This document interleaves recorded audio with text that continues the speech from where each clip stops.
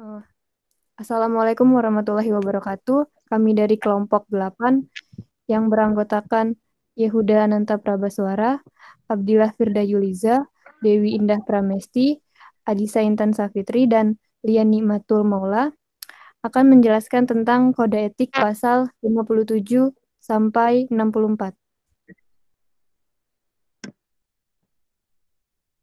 Pasal 57 mengenai kompetensi.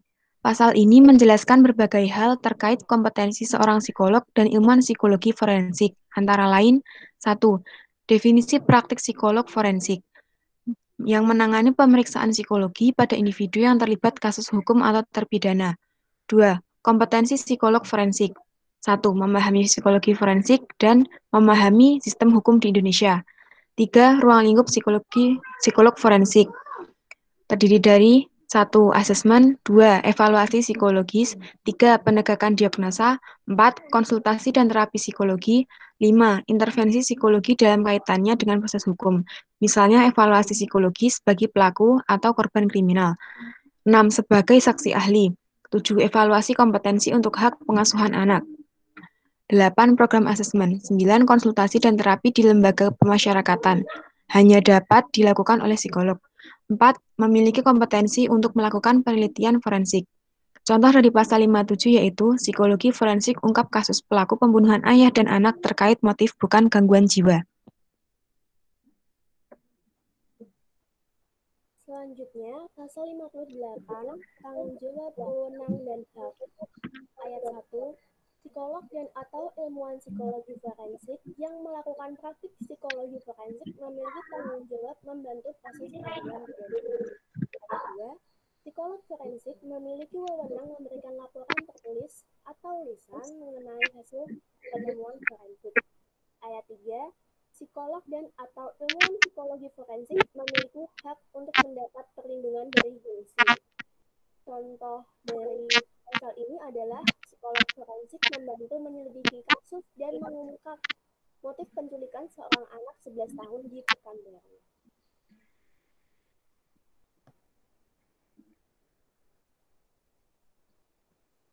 Selanjutnya pasal 59 yang membahas pernyataan sebagai saksi atau ahli.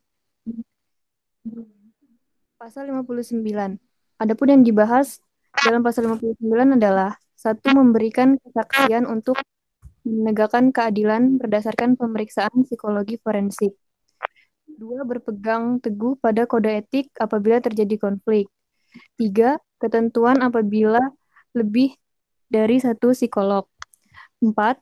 Ketentuan dalam memberikan kesaksian. 5.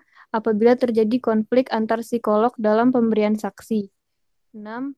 Apabila terjadi konflik antar psikolog dengan ahli saksi dari profesi lain. Contoh pada pasal 59, 1. Psikolog tidak memberikan kesaksian sebenarnya berdasarkan pemeriksaan psikologis. Contoh selanjutnya yaitu tindakan gegabah ahli psikolog yang memvonis Hafiz dan Sifa sebagai psikopat.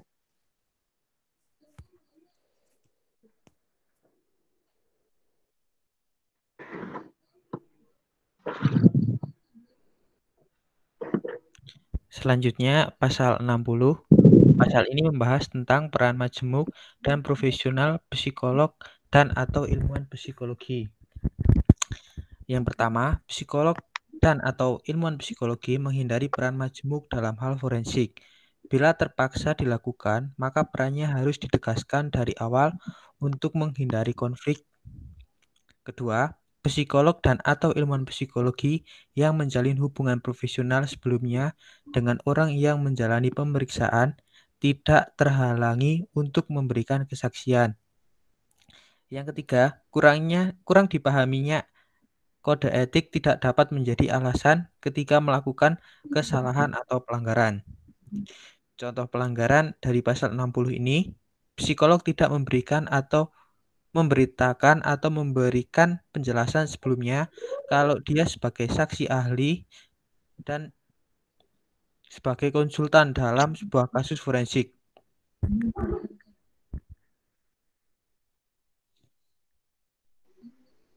Selanjutnya, pasal 61 berisi pernyataan melalui media terkait dengan psikologi forensik. Hanya psikolog yang melakukan pemeriksaan psikologi terhadap kasus hukum yang ditanganinya yang dapat memberikan pernyataan di media tentang kasus tersebut. 2. Psikolog dapat membuat pernyataan di media tentang suatu gejala yang terjadi di masyarakat. Jika ia tidak melakukan pemeriksaan psikologi, maka hal ini harus dinyatakan pada media dan pernyataan yang disampaikan bersifat umum dan didasarkan pada kaidah prinsip psikologi sesuai dengan teori dan atau aliran yang diikuti.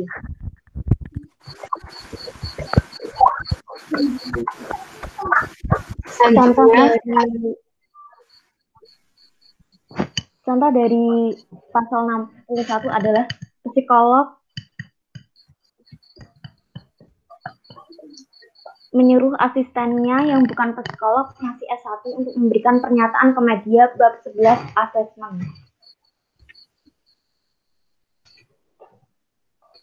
Selanjutnya, pasal 62 mengenai dasar asesmen. Asesmen psikologi adalah prosedur evaluasi yang dilaksanakan secara sistematis dan pemberian satu atau seperangkat instrumen atau alat tes yang bertujuan untuk melakukan penilaian dan atau pemeriksaan psikologi. Adapun yang termasuk dalam asesmen antara lain 1. Prosedur observasi, 2. Wawancara, 3. Pemberian alat tes. Hal-hal yang dibahas dalam pasal 62 terkait dasar asesmen antara lain 1. Pemberian alat tes sesuai dengan kompetensi. 2. Laporan hasil asesmen hanya dapat dibuat oleh psikolog yang kompeten setelah melakukan asesmen. 3. Membuat kesepakatan dengan lembaga tempat bekerja mengenai pengadaan, penggunaan, dan penguasaan instrumen asesmen. 4. Tetap mendokumentasikan hasil asesmen walau dianggap tidak berguna. Contoh dari pasal 62 yaitu seorang psikolog forensik, Reza Indragiri, melakukan pemeriksaan dan observasi terhadap remaja NF 15 tahun terkait kasus pembunuhan yang dilakukan NF kepada bocah APA 6 tahun.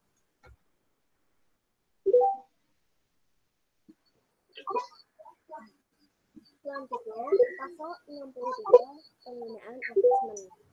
Yang pertama, konstruksi tes.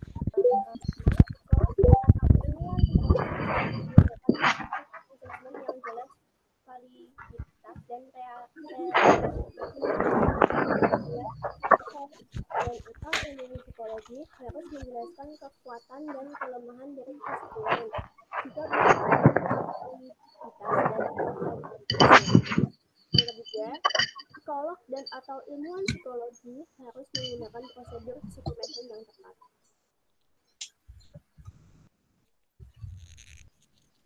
Yang kedua, administrasi dan kategori tes. Administrasi asesmen psikologi adalah pedoman prinsip dasar yang harus dipatuhi.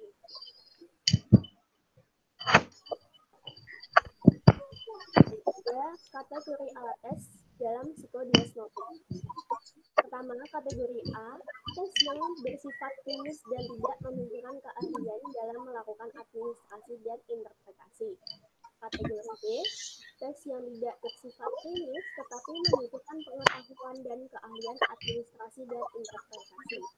Kategori C, tes yang membutuhkan beberapa pengetahuan tentang konstruksi tes dan prosedur tes untuk penggunaannya dan didukung oleh pengetahuan dan pendidikan psikologi. Kategori D, tes yang membutuhkan beberapa tentang konstruksi tes dan prosedur tes untuk penggunaannya dan didukung oleh pengetahuan dan pendidikan psikologi seperti statistik, perbedaan individu.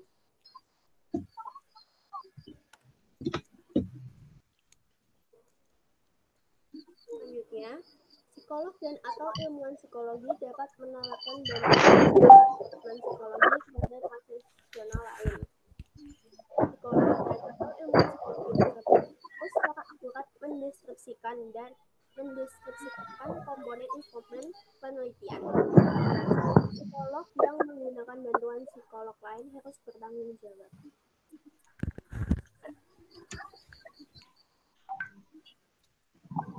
Contoh dari pasal ini adalah Bapak S, lulusan S2 medicine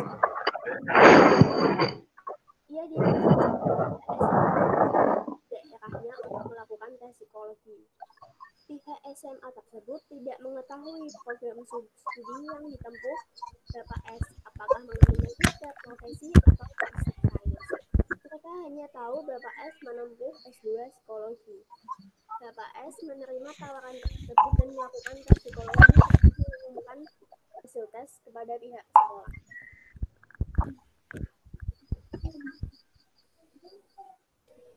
Dalam melakukan tes, Bapak S bekerja sama dengan psikolog M. Psikolog M adalah pihak sehingga mereka sepakat untuk menolak kerjasama tersebut. Meskipun psikolog M tahu bahwa Bapak S tidak boleh melakukan hal tersebut.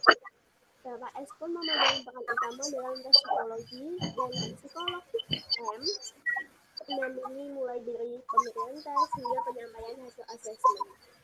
Hal ini jelas bertentangan dengan pasal 67.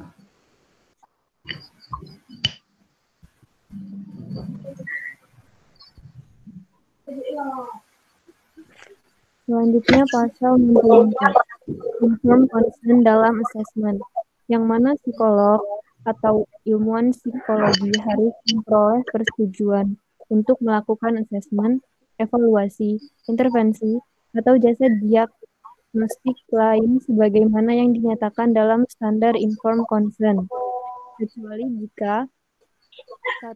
Pelaksanaan assessment diatur oleh peraturan pemerintah atau hukum. Contohnya yaitu untuk mengetahui motif pembunuhan. 2. Adanya persetujuan karena pelaksanaan asesmen dilakukan sebagai bagian dari kegiatan pendidikan, kelembagaan, atau organisasi secara rutin.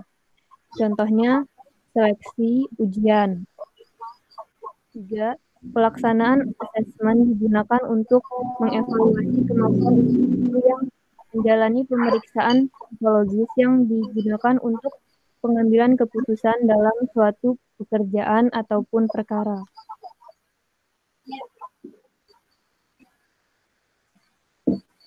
Contohnya yaitu keputusan hak asuh anak.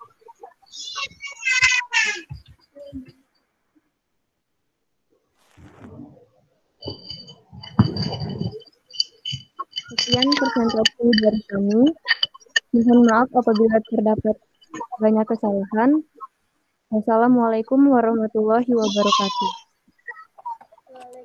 Waalaikumsalam warahmatullahi wabarakatuh.